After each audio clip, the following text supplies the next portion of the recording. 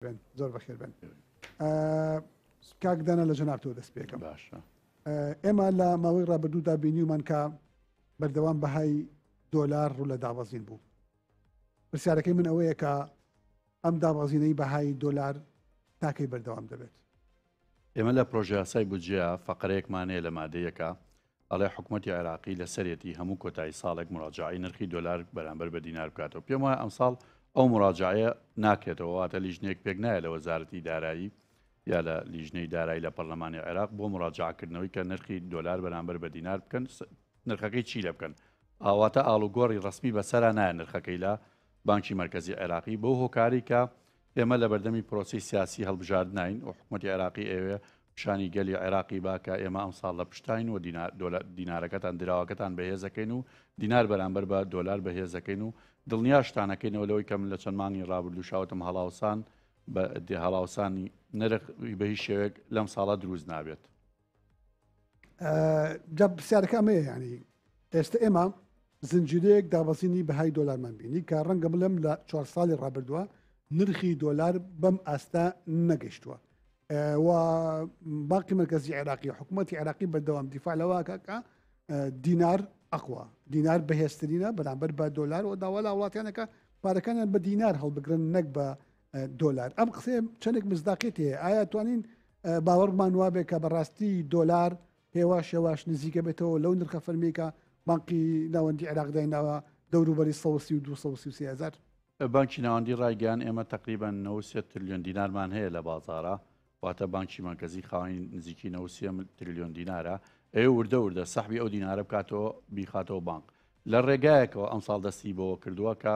ئێمە لە سیستمی نوێی فرۆشتنی دۆلارە لە بانکی مرکزی سیستمی فرۆشتنی دۆلاری نەقدیمان نییە، بەڵام بەداخەوە بانکی مرکزی هاو تقریبا ئەو ڕۆژانە ئەو 4 بۆ 5 میلیۆن دلاری لە ئیتیەمەکانی دەرەوە سەرفێ کرد، هەمووی بە نەقدی ئەفرۆشی ئێستا لە بازارەکانە بە نرخی بازاری ڕەش بۆ لەبەری کورتێنانێکی بجەش پڕکاتەوە بیش بێ بۆ پاڵپشتێکی دارایی باش بۆ دیناری عێراقی. بەڵێ لە ئێستا حکوومەتی عێراقی کۆمەڵە ڕێکاری باشی گرۆتە بەر لەوانەیە کە هەموو مامەڵە دارایەکانی کردو بە دینار، بۆ نمونە هەمووی عقاراتەکانی جنوب دینارە و کڕین و فرۆشتنی ئۆتۆمبیلەکان ڕسومات و باج و گومرگەکان هەمووی بە دینار تەسلیمەکە دەجاتی ئەوی کە دۆلار تەسلیم کرد. لەم کاتەیە پێویستی بە دۆلار بەڵێ بە دڵنیاییەوە لەم کاتەیە پێویست یاخواز لەسەر دۆلار زۆر کەمترە وەک لە 3-4 ساڵی ڕابردوو. کاتە دەتوانین بڵێن بەڵێ ئۆکەی بەهای دۆلار بەرەو دابەزی نەچێت. بەڵام باشە پرسیارەکە ئەمەیە گرنگترین سەرچاوە کە عێراق ئاعتیمادی لەسەرەتی بریتە لە نەوت لە 1970 بۆ لە 1990 بودجەی دەوڵەتی عێراق پێک دێنێ و سەرچاوی پارەدارکردنی حکوومەتی عێراقا. بەڵام ئەم نەوتە لە بەردەم مەترسی گەورەیە کە بەردەوام نرخەکەی داوە بەزێ و بە تایبەتی لەسەر دەمی ترەمپا کە زەختی زۆر لە ئۆپیکەکە ئەرزی نەوت زیادکە فرۆشتنی زیادکە نرخەکەی بێتە خوار 6 دلارەوە 55 بۆ 6 دلار ئەو تەوەقعەیە کە زوربەی دامەزراوەکانی وزە هەیەە لە بارودۆخێکی لەم شێوەیە عێراق ئەتوانێت پارێزگای لە بەهای دینارکە بەم ئاستی ئێستاکە هەیە بۆ هەموو قۆتەکانی خستۆتە سەرێک محەممەد شیع سوودانی بۆی ئەم ساڵ هەر چۆنێک بێ لە قەیرانی درا و ڕزگاری بێت، بەڵام نەوت لە خوار 70 دلار و نەک لە 6 دلارەوە بۆ عێراق زەرەرە. و مەسەڵ محەممەد ساڵح و ڕاوێژکاری ئابووری سەرۆگۆزیرانی عێراق بەردەوام لەوایە کە ئێمە ئەو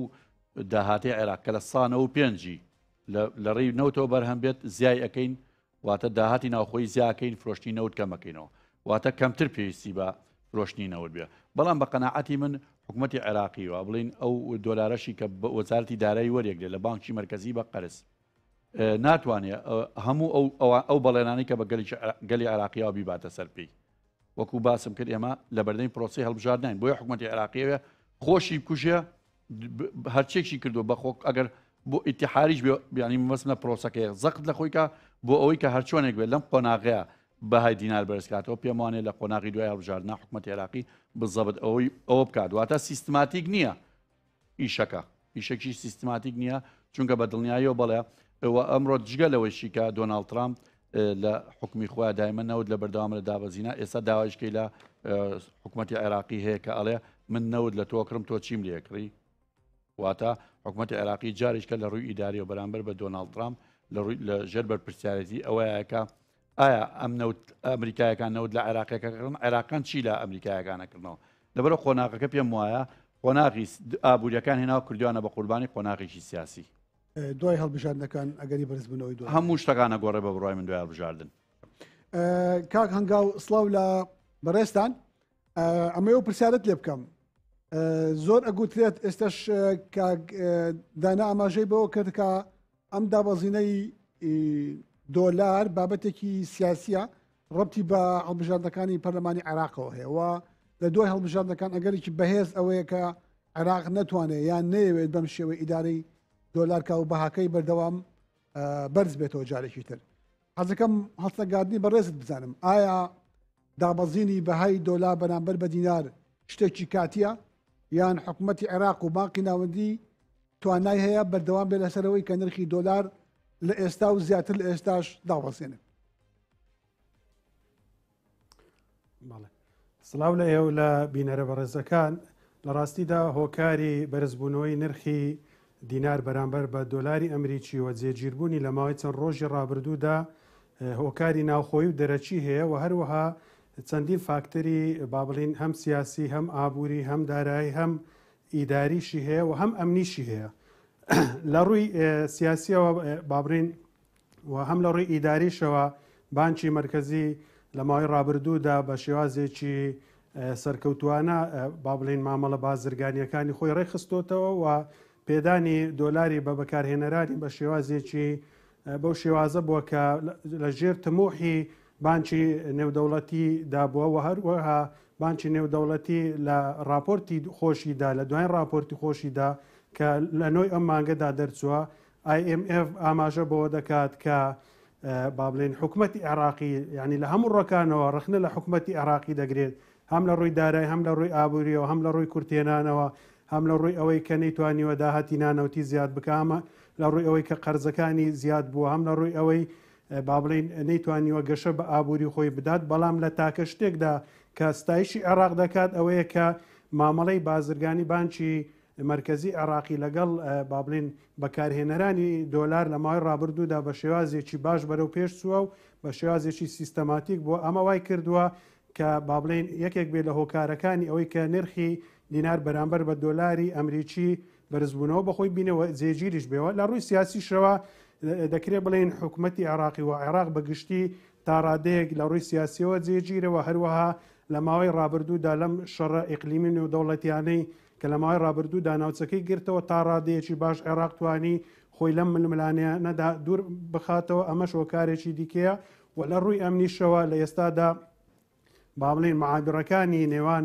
وڵاتانی دراوسێی عێراق بە تایبەتی ئەو وڵاتانەی کە دۆلاری بۆ دەچوو بە قاچاق تونند و تۆڵتر کراوە لە یەکێکی دیکە لە هۆکارە گرنگەکان لە ڕووی داراییەوە ئەوەیە کە لە ئێستادا حکوومەتی عێراقی کورتێنانێکی زۆری هەیە و ئەو داهاتەی دەستی دەکەوێت بەشی هەرە زۆری بۆ موچەیە کە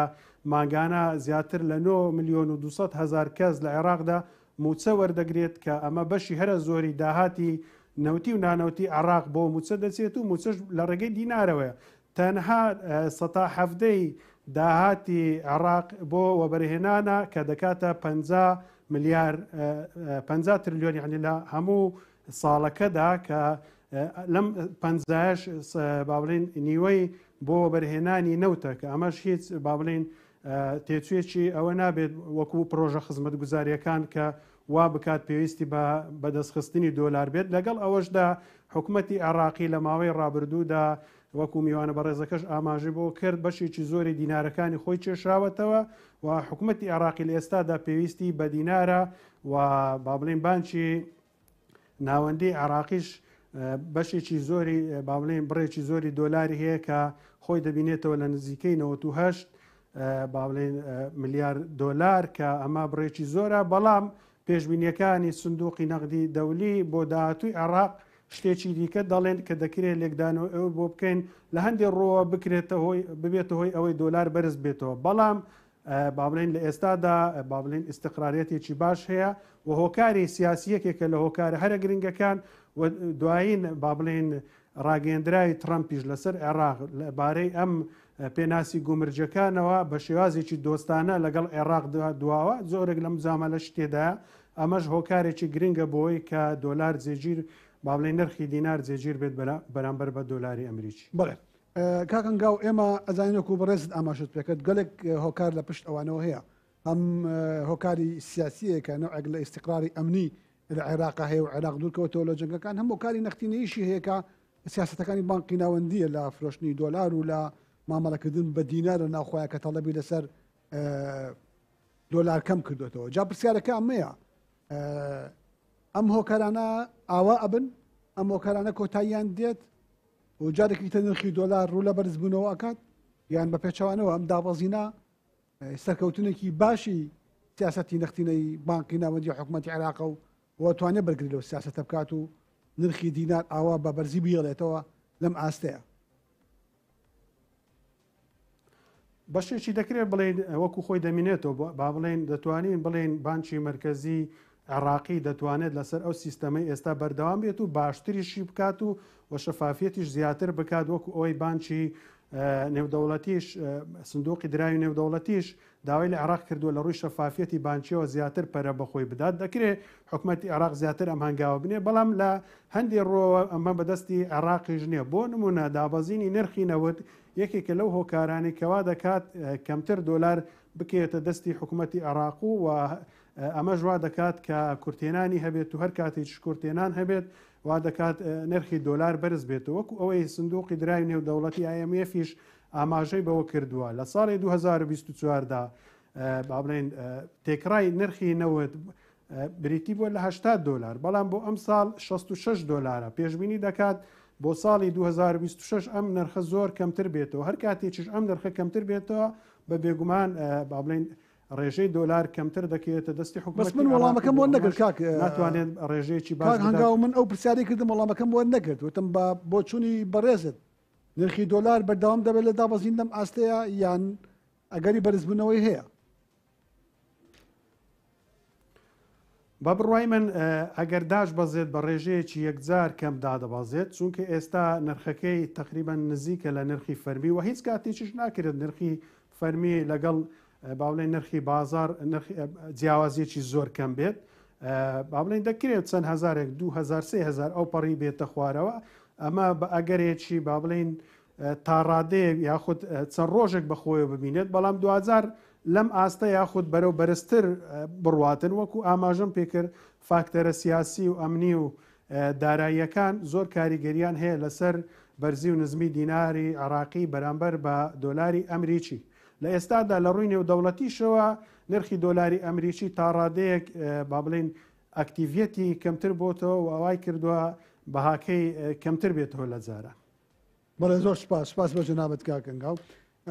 کاک داناگەم و ڕای بەڕێز دەچێک لەو پرسانەی کە زۆر مەترەحە بۆ مناقەشاویش ئەوەیە کە باس لەوەکەن ئەگەر نرخی نەوت دابەزێت بۆ خوار 6 دلار یا زیاتر لەوە بە خوار 55 دلار حکوومەتی عێراقی یەکێک لە اختیارە بەهێزەکان لە بەردەمیاکە ڕەنگە بیگرێتە بەر ئەویش بریتە لە مەسلەی بەرزکردنەوەی سعری سەرفی دۆلار بە دینار یعنی لە باتەوەی کە 100 دلار دانێ بە 132,000 بیکا بە 142,000 بیکا بە 145,000 بە بڕوای من ئەگەر عێراق ڕوبەڕی و حاڵتە بێتەوە دۆلار تا 160,000 بەڕسمی دیارەکە لە بانکی مرکزیە ینی بانکی مرکزی خۆی ئێستا خۆی لە 146,000 هێنای بۆ 132,000 نایباتەوە خۆناغی یەکەمەوەتە 142,000 دەیباتەوە بە قۆناغێکی ئاسێکی بەرزتریش لەو قۆناغا بەڵام ئێمە باسی ئەگەرەکانی دابەزینینەوە و ناڕەحەتیەکانەکەین باسی ئەوە ناکەین کە ئەم بزە بە دوای لێ بۆی قسەکە نەبێ بەدیعاە یا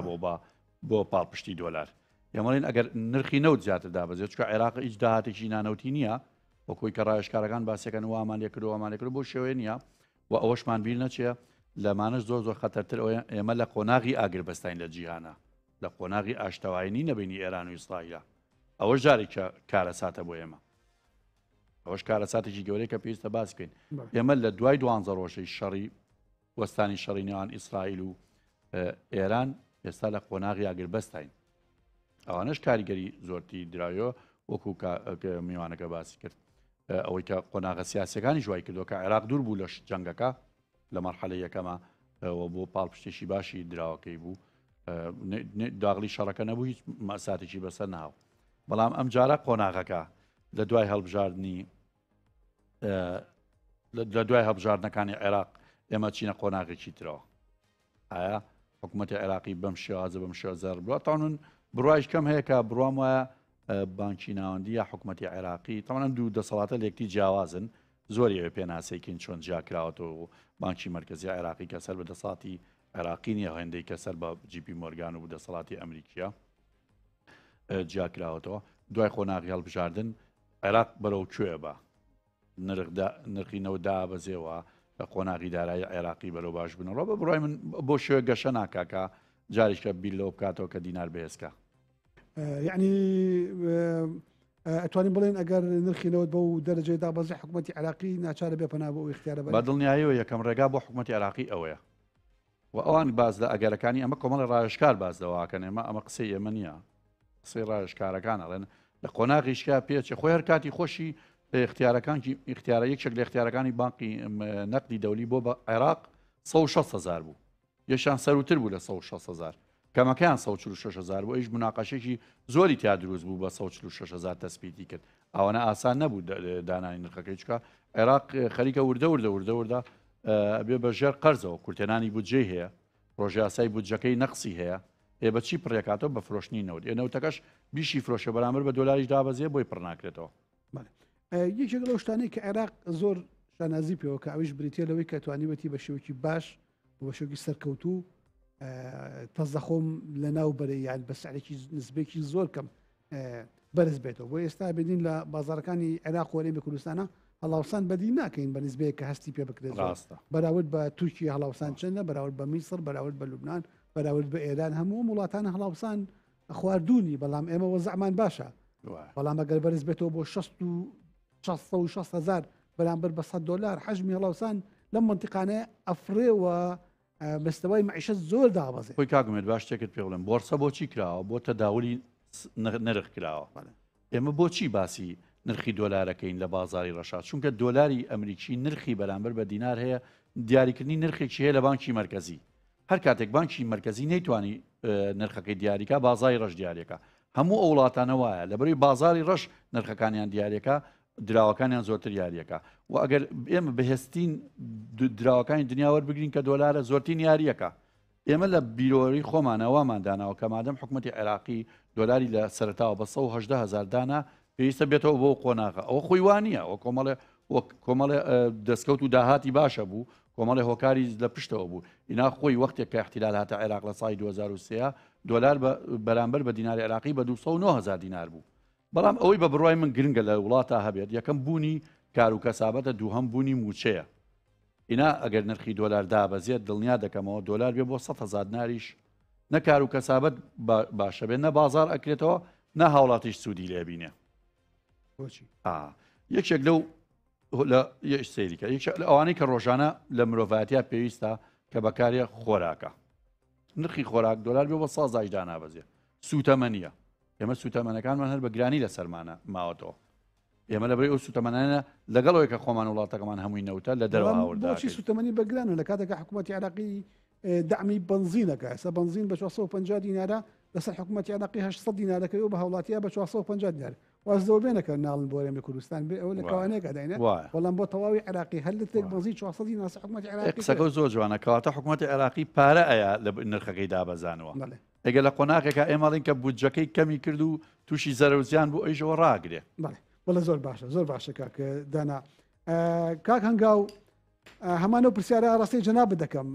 ئەمەوێ بپرسم ئایا سیناریۆی بەرزکردنەوەی نرخی دۆلار بەرامبەر بە دینار جارێکی تر لاگەری دابەزینی نرخی نەوت بۆ خوار $6 یا بۆ خوار $55 شتێکی لەم شێوەیە ممکنە ئایا جگە لەمە ئیختیاری تر هەیە حکوومەتی عێراقی پەنای بۆ بەرێ یان وەکو هەندێک لە چاودێر باسیەکەن سیناریۆی بەقوت بریتێلەوەی کە جارێکی تر سعری صرفی دۆلار بەرامبەر بە دینار بەرز کاتەوە و $100 بگەنێتە کاکداناڵە 160,000 بەڵام ئەگەر لە 145 و 46 جێگیری کە هەر نرخێکی بەرزە بۆ دۆلار بەڵێ لە ئێستادا هیچ ئاماژەیەک نییە بۆی کە سعری سەرفی دۆلار بە شێوەی فەرمی بەرز بکرێتەوە بەڵام عێراقیشە هەموو شتێکی لێ چاوەڕێ دەکرێت بەو پێی کە ئابوووریەکی لەرزۆشی هەیە و زۆر جار خۆی حکوومەتەکەی یاخود دەوڵەتەکە تەحکوم بە ئابووری خۆیەوە ناکات بەڵکو بەرزی و نزمی نرخی نەوت تەحکم بە ئابوووریەکەیەوە دەکات ئەمە ژوا دەکات ناچاری دەکات بۆ هەندێک ڕێکار کە ڕەنگە دوجار بە زیان بۆ ئابووری وڵاتەکەی بچێتەوە یاخود یەکێک لەوانە با بڵێن قەرزە کاتێکیش کە قەرزەکانی زیاد دەبێت ئەمە وا دەکات پشت لە قەرزەکانی بکە پەنا بۆ ڕێکاری دیکە بگرێتە بە ڕەنگە یەکێک لەو ڕێکارانە ئەوە بێت کە سەری سرف بەرز بکاتەوە بەڵام لە ئێستادا وەکو ئاماژەم پێکرد هیچ ئاماژەیەک نییە بۆی کە سەری سرف بەرز بکرێتەوە و بەردەوامیش بانکی ناوەندی عراقی ئاماژەی بەوە کردووە کە ئەوان لە ئێستادا یەدەجی دراوییان بە ئاستێکی بەرز هەیە و ئەم لێدوانانی بانکی ناوەندیش کاریگەری گەوری هەیە لەسەر جێگیربوونی نرخی دینار بەرامبەر بە دۆلاری ئەمریکی ئەگەر بێت و زەجزەیەکی ئەلامی لەسەر نرخی با بڵێن لەسەر کەمبوونەوەی دراوی نێودەوڵەتی لەلایەن بانکی مرکزی عراقیەوە بکرێت ئەمە کاریگەری ڕاستەوخۆی دەبێت لەسەر بەرزبوونەوەی با بڵێن نزمبوونەوەی نرخی دینار بەرامبەر بە دۆلاری ئەمریکی و ئاماژەکان بۆ ئەوەشن لە ماوەی ساڵی داهاتوودا لە ڕاستیدا ساڵێکی قرس دەبێت لە ڕووی دارایی ئابووریەوە بۆ عێراق بۆچی قرس دەبێت هەم بۆچی ساڵی داهاتوو ساڵێکی قورس دەبێت هەم عێراق بەڵێ عێراق خەرجەکانی زیاد دەکات لە ڕووی خەرجی تەشغیلی خۆیەوە کە ئەمە وا دەکات جارێکی دیکە ئەم داهاتانەی بەدەستی دەکەوێت کە لە ئێستادا نزیکەی لە 90 خرج دەکات بۆ خەرجی تەشغیلی ئەو کاتە بەرزی بکاتەوە ڕەنگە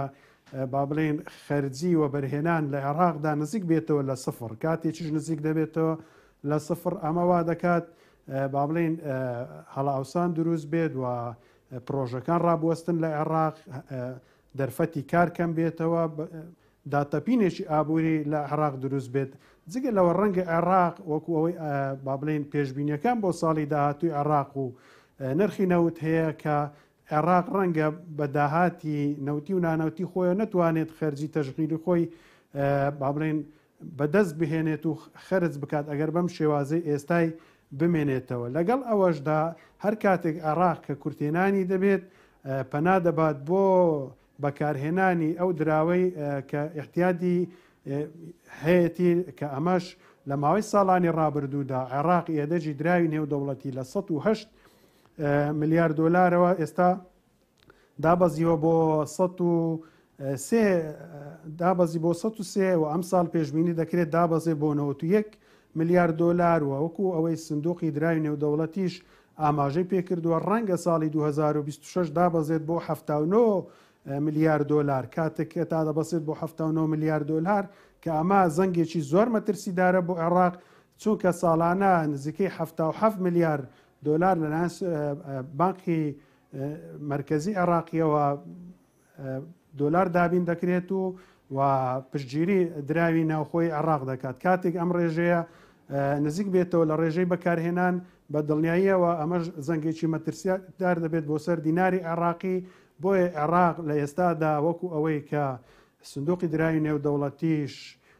با بڵێن زەنجی مەترسیداری بۆ عێراق لێداوە هەروەها پێشنیاری بۆ کردووە کە چاکسازی هەمەلایەن بکات داهاتی نانەوتی زیاد بکات کورتێنانەکانی پڕ بکاتەوە ئەجینا عێراق چاوەڕێی اقتصادێکی خراپ دەکات بۆ ساڵی 2026 هەم لە ڕووی کورتێنانەوە هەم لە ڕووی با بڵێن کەمی داهات و هەم لە ڕووی ئەوەی کە خەرجیەکانیشی یەکجار زۆر دەبێت و گەشەی ئابووریش زۆر کەم دەبێتەوە بۆ هەنگاو عێراق کۆمەڵێک هەنگاوی تریشی ناوە بە ئاڕاستەی زیادکردنی داهاتی ناوخۆیە و داهاتی نانەوتی بە معنایکی تر بڵێن ئەمانە لە پێداچوونەوە و چاکسازیکردن لە سیستەمی زەریبی وڵاتە چاکسازیکردن لە داهاتی گومرجەکان و خاڵاستنوورەکانە هەروەها لە کۆمەڵێک مەشارعی استراتیجیە کە ئیتر ڕەنگە لە 2026ەوە داهات و بەرهەمەکەی دەستکەوێت بۆ نمونەکردنەوەی بەندەری فا و خەریکە تەواو دەبێت کە بەپەی تەخمین 4 ملیار دلار داهاتی ساڵێکی بێ بۆ عێراق ڕێگای تەنمیە بە هەماشتەوە هەروەها فراوانکردنی مەشاریعەکانی بواری نەوت یعنی هەر لە خولی پێنجەمی مۆڵەتدانە زیاتر لە 28 کۆمپانیا عەقدی تازەی کردووە بۆ بەرهەمهێنانی نەوت لە عێراق هەموو ئەمانە ئاستی بەرهەمی نەوت و غازی عێراق بەرز دەکاتەوە و داهاتەکەی زیاکە ئای عێراق ناتوانێت بەمانە ئەم شتێک کە پێوترە ساڵی سەخت ساڵێکی سەخت بە ڕێزت وا ناوتنا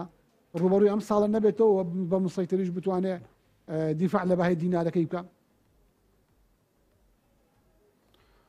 بەڵێ بێگومان دیارە ئەم با بڵێن ئەو ڕێڕەوەی کە ئێستا عێراق دروستی دەکات پرۆژەیەکی استراتیزی گەورەیە، بەڵام ئەمە تاوکو ئێستا ماوەیەکی زۆری ماوە بۆ تاواکردنی و هەروەها کەمبوونەوەی داهاتی عێراق کاریگەری دەبێت لە خاوبوونەوەی تاواکردنی ئەم پرۆژەیە. ئەمە لەلایەک لەلایەکی دیکەشەوە یعنی وەکو ئەوەی لە عێراق لە ساڵی 2022-23دا ساڵانە 113 زیاتر توانیوێتی گەشە بە داهاتی نانەوتی خۆی بدات بە ڕێژەی 113، بەڵام لە ساڵی ڕابردوودا 103 بووەوە ئەم ساڵ پێشبینی دەکرێت 101 بێت بە ڕێژەیەکی یەکجار زۆر خاو بۆتەوە داهاتی نانەوتی عێراق. بەڵام وەکو باسمان کرد بەشێکی ئەوەی ئابووری عێراق وەکو ئەوەیە کە داهاتی نەوتە داهاتی نەوتیش خۆی دەمینێتەوە لە سعری جیهانی نەوت کاتێک کە سعرەکە دابەزێت بێگومان لە بەرژەوەندی عێراق نیە عێراق دەستەوەستان دەبێت ئەگەر ڕێژەی بەرهەمهێنانی نەوتی خۆشی زیاد بکا وەکو ئەوەی کە پێشبینی دەکرێت کە لە ئێستادا 3,400,000 بەرمیل نەوتە بۆ ساڵی ئایندە بیگەێنێتە 4 ملیۆن بەرمیل نەوت ڕۆژانە. ئەمە تا ڕادەیەک لە پشتگیری عێراق دەکات، بەڵام 2000 وەکو باسمان کرد سەحرەکەیتی تەحەکوم بە ئابووری عێراقەوە دەکات. بەڵێ عێراق هەوڵ دەدات لە هەموو ڕوویەکەوە بۆی داهاتی نانەوتی خۆی زیاد بکات و تەنانەت عێراق بەشێکی داهاتی نانەوتی خۆی دەبینێتەوە لەم با بڵێن دەواازە سنووریەکانی هەرێمی کوردستان. زۆر جار بەرپرسانی عێراق باز لەوە دەکەن بەڵێ عێراق داهاتی نانەوتی زۆر زیاترە لەوەی کە ئێستا هەیە، بەڵام ناگەڕێتەوە بەو پێی کە کێشیان لەگەڵ هەرێمی کوردستان هەیە. بۆیە زۆر جار هەندێک ڕێکاری گرتوتە بەریەکێک لەو ڕێکارانەشی ئەوەیە بۆ زیادکردنی داهاتی نانەوتی خۆی عێراق لە خاڵە سنووریەکانی هەرێمی کوردستان ئەم هەر کاڵا و شتومەکێک داخلی هەرێمی کوردستان بکات بە شێوازی ئەلکترۆنی بێت و بگەڕێتەوە بۆ بەغدا بۆی بزاندرێت کە ماگانە داهاتی نانەوتی بە تایبەت لەم دەواازە سنووریانی هەرێمی کوردستان چەندە بۆی بەم شێوازە لەگەڵ هەرێمی کوردستان ڕێکەوتن بکات لەسەر داهاتی نانەوتی خۆی. بەڵام عێراق وەکو باسمان کرد لە ژێر فشارێکی زۆردایە بەهۆی ئەوەی کە ساڵانەوە خەرجی تەشغیلی خۆی زیاد دەکات کە ئەمە بارگرانێکی زۆری خستۆتە سەر عێراق و نەشی توانیوە تاوکو ئێستا بە شێوازێکی باش داهاتی نانەوتی خۆی زیاد بکات و لەگەڵ ئەوەشدا بەردەوام نرخی نەوت دەکرێت بڵین لە بەرژەوەندی عێراقدا نەبووە یاخود عێراق هەر زۆر سپاس بەداخەوە ینی بەڵێ کاکەنگا زۆر ئەوەمە هەر کاتێک عێراق باش بەڵێ فەرموو ئەگەر قسێکە دەتوانین تەکمیلی پێگانم. باسم لەوە کرد هەر کاتێک عێراق داهاتی نەوتی زیاد بێت یاخود سعری نەوتی بەرز بێتەوە ئەم پەنای بردووە بۆ زیادکردنی خەرجی تەشغیلی خۆی بەڕاستی لەگەڵ ئابووری نایەتەوە بۆیە لە ئێستادا ئەم بارقورسی لەسەر دروست کردو. بەڵێ دەستەکان نەخۆش بێ زۆر سپاس. کاکدانا ئێمە لە عێراقا ئەبینین عێراق خەرجێکی زۆری هەیە، یعنی ژماری موچەخۆرەکان لە عێراقا نزیکە بێتەوە لە 10 ملیۆن موچەخۆر. ئەمە ڕێژێکی زۆر گەورەیە بەڕاستی ڕەنگە کەم وڵات نیە 10 ملیۆن موچەخۆرێ بێ بە میلاکی فەرمی و بەوەی کە هاوکاری کۆمەڵایەتی وەرەگرێ. ئەم خەرجێ زۆرە کێشە بۆ عێراق دروستەکە کە دیناری نەبێت دۆلاری نەبێت پاپشتی بەتەواوی لەگەڵ تەمان قسەکانی کاک هەنگاوم هەموو تا ئایندێکی باش چاوەڕی دەسەڵات و حکوومەت و ئابووری عێراق ناکات. ئەوژ کۆمەڵی راپۆرتی نێودەوڵەتی هەیە لەسەر ئابووری عێراق قسەی ئەمە نیە، ینی بە وەختێکە باسی کێشەیەەکەین پێمانوانی قسەکەی خۆمان بێ ئەو راپۆرتە نێودەوڵەتیانە بخوێنەرەوە هەمویان بازە داهاتویشی خراپەکەن بۆ عێراق. وەڵێ بە دڵنیاییەوە خەریکە عێراقیشە چێتە ئەو قۆناغی کە هەر ئەوە نەشتێکی دەستکێت و بیا بە موچە بۆ موچەخۆرەکانی ئەوە حکوومەتێکی خراپ هەڵوەشا و پێگەوسا لە عێراقا. ئێمە شاریعەکانی ئەوستی ئێستا هەموو کۆی پرۆسی مەشروعەکانی کۆکردێتەوە لە ڕێگای ئاوریشمە. یوەکو کاگەنگای ژووتی ڕێگای ئاوریشم مەسروفاتێکی زۆرە خەرجێکی زۆری ئەیە. ڕێگای ئاوریشم چیەکە؟ یعنی بەزڵام تێچووی هاوردەکە مەکاتەوە لە 36 لە تێچووی هاوردە لە چاو جارانەکە مەکاتەوە 18 وڵاتی عەرەبیە بەسێتەوە بەس ئەوسا قەرارێکیشی پێ دەرەکە کە هەموو داهاتەکان بگەڕێتەوە بەسڕە. وانە بەڵام ئەمەکەی تەواوی و قۆناغەکانی تەواوبوونی لەکوێ و چەنیکەی پێویستە و بەس من وەک ئاماژەم پێکرد عێراق وڵاتێکی دەوڵەمەندە یعنی ئێستا کۆمەڵێک ڕێگەشۆنی گرتوتە بەر بۆ زیادکردنی داهاتی نەوتی یعنی ژمارەی ئەجگار زۆر لە عقدی کردو لە نەوتا سووتانی قازی کەم کردوێتەوە داهاتی نەخۆی زیایی کردووە یعنی هەموو ئەمانە ئەو فەراقە پڕ ناکاتەوە کە دڵنیا بین لەوەی عێراق بەشی موچەخۆرەکانی هەبێ و بەشی پشتگیریکردنی من بەدڵنیایی بە پێشوانی تۆ بیرەکەمەوە پێم وانێ عێراق وڵاتێکی دەوڵەمەند بێ پێم وانێ داهاتیشی هەبێ پێم وانێ زیێڕیشی هەبێ لە بانقەکانە پێم وانێ ئەوەی 125 میلیارد دلاری بانقی نەقلی دەولی قەرزارە بە سوژوەری گرتووە حکوومەتی عێراقی 46 میلیارد دلاری بانکی مرکزی قەرزارە ئێستا ڕایشکارەکانی بانکی مرکزی ئەم قسەیانەیە بە حکوومەتی عێراقی ئەڵەن 46 میلیارد دلارەکەمان بەرەوە دلار بۆ پێفرۆشین بە 100,000 دینار عێراق دەستەوەستانە لە بەرامبەر ئەمانە خەرجی سیادی لە عێراقا هەموو شتێکی کۆتایی پێێناوە ئەو نە زۆرە خەرجی سیادی سەربازی و ئەو کۆمەڵە شتانەی کە خەرجە سیادەکان نەگرێتەوە دوایە تۆ ئێستا جەنابەت باسی موچەت کرد تەمەن موچەش لە عێراقشە زۆر زۆرە ڕێژەی بێ لە موچە خۆرەکە موچەکەش زۆرە لە عێراقا وانە عێراق وڵاتێکە بەس نەودەش ئەفرۆشێ هاوردەکارە ینی هیچ شتێکی نییە پێناسەیەک غەیری فرۆشتنینەوە بۆ عێراق ناکرێت پێش بەرنامەکەش پێم وتیتم دەوڵەت سێ پێناساکێ لە دنیا یا کشت و کاڵی یا سەناعی یا گەشتیاری عێراقم شتانەی نییە و هەندێک بڕیاری هەڵا ڕایشکارەکانی کە ئەیدەن پێویستە سەرۆگۆزیران ئاگای لە قسەی ڕایشکارە ئابوووریەکان بخۆ قسەی ئەوان سەنەد نییە هەموو شتەکانیان تەواو بێ و خیبرێکی باشیان هەبێ و هەر قسەی ئەوەیکەن ئەوە نییە بڵێ وڵا بزەبت بالەما ئەمە وردکەینەوە ئەگەر عێراق باوا دابنین تەنهانەوەتی هەیە ئێستا عێراق 3,600,000 بەرمیل نەوت ئەفرۆشێ باش لە مانگی ڕابردووە لە دەوروبەری بایی 6 میلیارد و 800 میلیۆن دلار نەوتی فرۆشتووە لە خولی تازەی مۆڵەتدانە 28 عقدی نەوتی کردووە ئەم نەوتانە نەوتی تازە بەرەمێنێ غاز بەرەمێنێ هەر لە بەغدایە لە شەرقی بەغدای کێڵگەیەکی نەوتی اکتشاف کراوە کە نەوتێکی احتیاتی ئێجگا زەبەلاحیتایە و ئێستا حالیان ڕۆژانە 100,000 بەرمیل نەوتی تیا دەرهێنرێ یعنی و حجمەکەی ئەروە تا سنووری 500,000 بەرمیل نەوت لە ڕۆژێکە تەنها لەو کێڵگەی کە لە شەرقی بەغدادا پرسیارەکەمەیە ئەم هەموو نەوتە تازەیە بەرهەمێنێ و هەمووی تەزدی دەکرێت سەرڕای ئەمە وەکوتم نظامی زەریبی چاکەکە گومرگ چاکەکە مەشروعی بەندەری فاوی هەیە کە مەشروعی زۆر زەخمە و عێراقەکە بە سنتەرێکی بازرگانی ڕێگای تەنمیەی هەیە مەشروعی فا ئەوەندەی نەماوەست 26 تەواو بێت باش ئۆکەی بۆ ئەمانە یعنی تەختی ئەم موچە و خرجیانە ناکە مشکلەکان بۆ ئەمانە عین دڵنیایی نادا کۆی گشتی داهاتەکانی عێراق وەکو جەنابەت باست کرد تەواوە بۆ تقریبن 10 بۆ 11 میلیارد دلار دەتوانێت لە مانگێکە کۆبکاتەوە بەڵام عێراق ماگانە پێویستی بە 14 میلیارد دلار هەیە بۆ خەرجکردن ئەگەر تێکرای ساڵەکە وەرنەگری کە ئێمە لە پرۆژەیاسای بودجێ کە پرۆژەیاسای بودجێ عێراق بۆ 3 ساڵە کورتێنانمانەیە ئەگەر ماگانە خەرجی و داهاتی عێراق وەرگری هەموو مانگەیە عێراق 3 میلیارد دلار نەقسی هەیە ئەمانە تەسیری بێ لەسەر بەهای دلار لەم قۆناغیان نایبێ ئێمە ئەم ساڵ زوو ڕامگەیان لەسەرتا ئەم ساڵۆتم لەبەرەوەی ئێمە قۆناغی پرۆسی سیاسیمان لەبەردەما کە پرۆسی هەڵبژاردنە بە هیچ شێوە هەڵاوسان لە نرخی دۆلارە دروست نابێ و هاوڵاتیان دڵنیاکەمەوە ئەگەر هەزار ناریاری کا بۆ سەرەوە بۆ خوارەوە ئەمە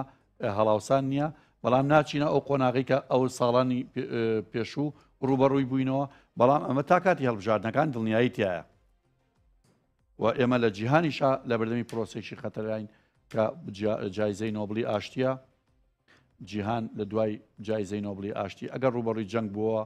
پێویستە هەموو ناوچەکەوەکو وەزیری خارجی تورکیاڵێ احتیاتی خۆیان بخەن لەم باردۆخەیە و دراوی هەر دەوڵەتێکیش تێکشکا سەروەت و سامان و دارایی وڵاتەکە تێگەشکێ ئێمە بۆیە بەردەوام بیر لەواکەینەوە کە هاوڵاتیەکانمان چەندێک دیناریانەیە ئەو نەش دۆلاریان هەبێ ئەگەر زەریشکا زۆ لەوە باشتە کە دیناری عێراقی دینارێکی ئینتەرناشناڵ نییە و نێودەوڵەتی نییە پێویست ناکە هەر هەمومان بەعام هاوڵاتی بەرەبەچی بگرێ باشە ئەگەر بە نیوە ڕەنگە لەم بێمەشەیە بەدڵنیایەوە ئەوەی کە هەیەی بەدڵنی ئەوەی کە هەیەی پێویست نییە هەموو داهاتەکەی هەموو سەرمایەکەی دینار بێ و من بەر لە 5 ساڵ لەمە پێشیش دایما و قسەیم کردوتومە ئەوەی کە درایەک هەر دینارێک دۆلارێک پێویستە شتێکی پێویستی پێینە پێویستە زێر بکرێ چونکە زێر دایکی هەموو کاڵا و کانزاکانە و ئایندەی جیهانیش لە ڕووی ئابووری بەڵێ بەدڵنیایەوە ئەم ساڵ گۆڵمان سایکسەکەوتی نرخەکەی لەمەش زیاتر بەرز دەبێتەوە و پێم وایە زێر کانزایەکە بۆمانەوە هەموو دراوەکان بە درانی و دەوڵەتەکانی و بەم دراوانەشی کە ئێمە ئەمانە لە ئەساسە تەزویرە ئەوە دیارە بەنامێکی جیاوازیە چۆن باسەکەین هەمویان بێبەهان و هیچیان بە زیێڕۆ نەبەسراونەتەوە. بەڵێ زۆر زۆر سپاس. کاک هەنگاو یەکێک لەو سیناریوانەی کە مشکلەیە و باز دەکرێت لە بابەتی کاریگەری لەسەر نەختینەی عێراقوە لەسەر بەهای دینار ئەویش بریتێ لە ناسەقامگیری سیاسی بەتابەت لە عێراقەکە ئێستا حەشدی شعبی هەیە و حەشدی شعبی لەلایەن ئیسرائیل و ئەمریکاوە لە کەوانێکی سوورایە چەند ساروخێکی ناوە بە ئیسرائیلەوە و ئەمریکاش داوای هەڵۆشانەوەی کا بەشێکی فەرمی ئەوانش ئەڵێن ئێمە خۆمان هەڵناوەشێنینەوە ئێمە هێزێکی نیشتیمانین. دروستبوونی گرژی لەم پرسەیە چەندە کاریگەری لەسەر بەهای دۆلار ئەبێت بەرزیەکاتەوە؟ بە دڵنیاییەوە فاکتەری سیاسی یەکێکە لە فاکتەرە هەرە سەرچیەکان بۆ ئالۆزبوونی دۆخی دارایی ئابووری هەر وڵاتێک. عێراقیش پێیوەستە سیاسەتەکەی پێیوەستە بە داراییەکەیەوە بە تایبەتی بڵێن هەر کاتێک کە جموجۆڵی ئەم هێزە چەکدارانە کە لە دەروی حکوومەتی عێراقین یاخود بە زۆرێک لە جۆرەکان لەلایەنی نێودەوڵەتیەوە ئەترافیان پێ نەکراوە کاریگەری خستوتە سەر دراوی عێراقی واتە دیناری عێراقی بەرامبەر بە دۆلار. لە ماوەی ڕابردوودا لە کاتی جەنجی نێوان ئیسرائیل و عێراق تا ڕادەیەکی باش حکوومەتی عێراق توانی کۆنتترۆلی ئەم هێزە چەکدارانە بکات و دانیان بەخۆیان داگر. بەڵام وەکو ئەوەی کە لە ئێستادا ئەمریکا لەسەر یاسای پرۆژە یاسای حەشدی شعبی تێبینی هەیە باز لەوە دەکات پێویستە هەڵبۆشێتەوە ئایا کاردانەوەکانی ئەم هێزانە چی دەبێت ئەمە تەحکوم بە دڵنیاییەوە بە دیناری عێراقی شەوە دەکات بە ئابووری عێراقی شەوە دەکات ڕەنگە وا بکات کە ئەمریکاش سزا بخاتە سەر عێراق وەر کاتێکیش بە دڵنیاییەوە سزا بخاتە سەر عێراق کاریگەریشی دەبێت لەسەر نرخی دینار بەرامبەر بە دۆلار. بۆیە بە دڵنیایەوە فاکتەری سیاسی لە یەکێکە لە هۆکارە هەرە سەرچیەکان کەوا بکات کە نازێگیری نرخی دراوی عێراقی بەرامبەر بە دراوە بیانیەکان هەبێت و دەکرێت حکوومەتی من ڕێکی جیاواز پێ لەسەر ئەو پرساب یان ئەگەر خوێندنەوەی خۆم بڵێم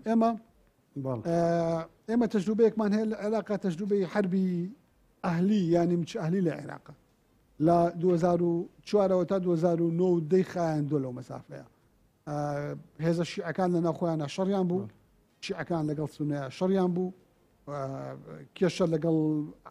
حرەکاتی تری قیتالی و جیهادی لە عێراق هەبوو هەموو عێراق شەڕ بوو بەڵام لەناو ئەم هەرایە لەناو ئەم شەڕە کوشندەیە باقی مرکزی عێراقی زۆر سەرکەوتوانە توانێتی دیفاع لە بەهای دیناری عێراقی بکە لەو مەسافەیە لە 2004 بۆ 2010 سەقامگیرترین فترەی پاراستنی بەهای دیناری عێراقی بووە و نەی بە هیچ شێوەیەک بەهای دینار دانەبەزی بەرامبەر بە دۆلار. دۆخی ئەو کات دەکرێت بڵێن زۆر جیاواز بوو لەبەر ئەوەی ئەو کات حکوومەتی ئەمریکا بە هەموو توانای خۆیەوە پاڵپشتی حکوومەتی عێراقی ئەو سایدەکرد بەوەی کە بتوانێت کۆنتترۆلی ئەم بارودۆخە گرژی و تیرۆرەی کە ئەو کات لە عێراق هەبوو بە تایبەتی هێزە چەکدارەکانی دەرەوەی حکوومەتی عێراق کە بە هێزە تیرۆریستەکانی وەکو داعش و ئەنسار السونە و ئیلە ئاخیری ئەمانە لە دەرەوەی حکوومەتی عێراق بوون لە دەرەوەی ئیرادەی حکوومەتی عێراقیش بوون ئەمە بە تەواوی حکوومەتی ئەمریکا پشتگیری دەکردوای کرد بوو کە ئەمە ئیستقراریەت لە ڕووی دۆلارەوە هەبێت بەڵام لە ئێستادا ئەمریکا ئەومان لەبیر نەچێت تا ڕادەیەکی زۆر نیگەرانی لە حکوومەتی عێراقیش هەیە بۆ پێیکە لە ئێستادا هێزەکانی هەندێک هێزی حەشدی شعبی و ئەوانەی دەرەوەی حکوومەتی عێراقکە ئەوەی ئەمریکا با بڵێن تێبینی لەسەری هەیە بەردەوام فشار دەخاتە سەر حکوومەتی عێراق ئەگەر بێت و ئەمانە کۆنتترۆل نەکەی بە دڵنیاییەوە سزات دەخەمە سەر بۆیە دەکرێت بڵێن دۆخی ئەو کات زۆر جیاواز بوو بۆیە هەر کاتێک ئەگەر بێت و حکوومەتی عێراق نەتوانێت کۆنتترۆلی بارودۆخی سیاسی و ئەمنی خۆی بکات لە بەرامبەر ئەم هێزە چەکدارانە ئەمە ئەو کات فشاری ئەمریکاشی دەکەوێتە سەر و کاریگەری دەبێت لەسەر درا و ئابوووریەکەشی بۆیە دەکرێت بڵێن زۆر جیاواز بوو. بەڵێ زۆر باشە. کاکەنگەڵ ئێمە کاتی بەرنامەکەمان تەواو بوو پێم خۆشە دوا پێم دوا قسەی جەنابەت بتەوێ بڵێیت و من لێم نەپرسیبەتی فەرموو ئەتوانیت. دوا قسەی من ئەوەیە لە ڕاستیدا هەم بۆ عێراق و هەم بۆ هەرێمی کوردستانیش پرۆژە یاسای بودجەی ساڵی 2026 با بڵێن کە ئامادە دەکرێت و تێپەڕاندنی یاساکە پێویستی بە وردبینیەکی یەکجار زۆر هەیە چونکە وەکو باسمان کرد داهاتویەکی خراپ وەکو ئاماژەکان لە ئێستادا ئاماژە بۆ دەکەن بۆ ئیراداتی عێراق هەیە و ئاماژەکان بۆن کە لە ئێستادا پێشبینیەکان بۆ ساڵی 2025 کورتێنانی عێراق 7.5 بێت بۆ ساڵی 2026 بکرێتە 136 کە ئەمە بڕێکی یەکجار زۆرە لەگەڵ ئەوەشدا با بڵێن نرخی نەوت دابەزێت لەگەڵ ئەوەشدا قەرزەکانی عێراق لە ئێستادا کە 42 میلیارە بگەێنرێتە 64 میلیارد دلار کە ئەمەش بارگرانیەکی دیکەیە و هەروەها یەدەجی دراوی نێودەوڵەتی عێراقیش کەم بێتەوە بۆیە پێویستە حکوومەتی عێراق ڕێکاری تەندروست لە ژێر ڕێنمایی و ستانداردە نێودەوڵەتیەکان بگرێتە بەر هەم لە ڕووی شەفافیەتەوە هەم لە ڕووی زیادکردنی داهاتەکانیەوە هەم لە ڕووی کەمکردنەوەی خەرجەکانیشەوە بۆی ڕوبەڕووی ئەم قەیرانە سەختە نەبێتەوە ئەوی پێشبینی دەکرێت بۆ عێراق. بەڵێ زۆر سپاس کاکەنگاو کاک دانافەرم و جەنابەت قسەیەک پێم وایە حکوومەتی عێراقی و بانکی مرکزی لە ناوخۆیە کۆمەڵ ڕێکاری باشیان گرتوتە بەر بەڵام ئەمە مای ئەوە نیە عێراق لە جێی عێراق کاتەوە لە ڕووی ئابوووریەوە بەباشی لە ناو کۆمەلگای نێودەوڵەتیە. ینی عێراق پێم وانە وەکو وڵاتێکی وەکو هۆڵندا چوو بێتە پێشە لە ڕووی ئابوووریەوە ئابوووریەکەی هێندە بەهێز بێ کە جێگای سەرنج بێ لە جیهانە. پێم وایە ئێشتا عێراق وڵاتێکی لە ڕووی سیاسیەوە زۆر دامەزراو نییە و کۆمەڵی مەشاکیل هەیە لە عێراقا لەوەی کە عێراقی وەکو لوبنانی لێبێ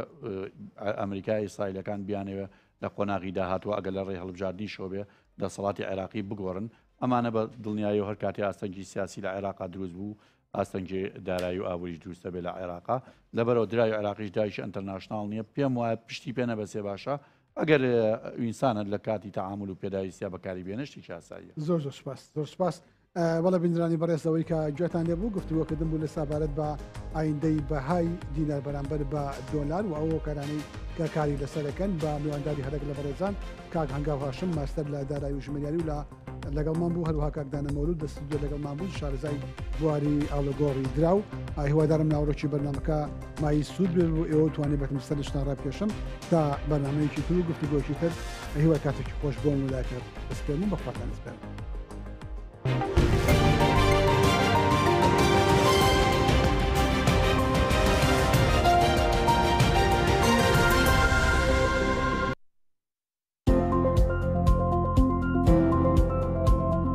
قەرز و بە یارمەتی کوڕ و ئەمانە بردومانەتە سەرەوە ئەوە ئێساش وەریەگریتر داین چیلەکەین بۆ قەرز و بەڕەحمی خوۆش یاین بەڵام معالە ئەسە بۆم حکوومەتەی کە بە خوێنی ئەم خەڵکە بە دوعای ئەم خەڵکە بە پاڕانەوە و بە کوڕ و بە شەیدی ئەم خەڵکەی کە لە خزمەتی ئەم حکوومەتا بوو دروستیان کرد بەس معقولە ینی حکوومەتێ قبول بکە 7 مانگ 8 مانگ معاشی موچەی موشەخۆرەکەی نا ئەوە تا خەڵک داوا هەقی خۆیەکە ئەیکوشن ئەیتمانەیە هیچ ناکرێت لەگەڵەمان موچەخۆر بەو بەخت و قوڕ بەسەر بوو بە ذاتی خوا و نانە ئەم خوارد فرمێسکە ئاتە خوارەوە لە چاوم ئەمە باشە من ئەو نانە هەیە بیقم ئەو خەڵکە لەکوێ بێنێت 100,000 بەشی سپاسەکە کە حکوومەتێمان لێ سپاسی خۆڕاگەریتانەکەم 100,000 بەشی چیگە ئەڵێ سپاسانەکەم خۆڕاگرن ئەگەر چی لە سپاس بکەین بەڕای تۆ چی لە سپاس بکەین کەسێ مانگە مەعاشمەوە نەگرتووە سپاسمان کۆ کردبووەوە ئیتر لە بازار سپاسمان بە سپاس بەنەکڕی سێ مانگە موچە وەرناگرین یەکێگەڵێ بەیانی دی یەکێ لە دوو بەیانی دێ یەکێگەڵێ ساسێ لێ بڕێ ئێ مەعاش سێ مانگە ناتوە 100,000 وەرەگری 100,000 دی بەچی پێ حکوومەتیشە پێ دەڵێ سپاسی خۆڕاگەریتانەکەین سپاسی خۆڕاگەری چیمانەکەی سێ مانگە وەرمان نەگرتووە بدێ سپاس بدەین بە شیر سپاس بدەین بە جلوبەرێک سپاس بدەین بەچی بدەین بە خواردن هەرگیز من چاوەڕێ ناکەم هەر شوێنێ وەزارەتی تەختیتی ڕێکوپێک نەبوو هەروە ڕات بڕێەوە ئەوە تا هەمووی دەسەر قەرزە ڕوات لەمان 11 پارەت و 12 نەدراوە ئەو تا هەمووی دانیشتووە بەخواد ئێستا وەری شێگریە بێنیوی تۆ زیاتر بێتەوە بە قەرزیشا بە قەرزا بڕاتەوە زوم دەنجی خەڵکە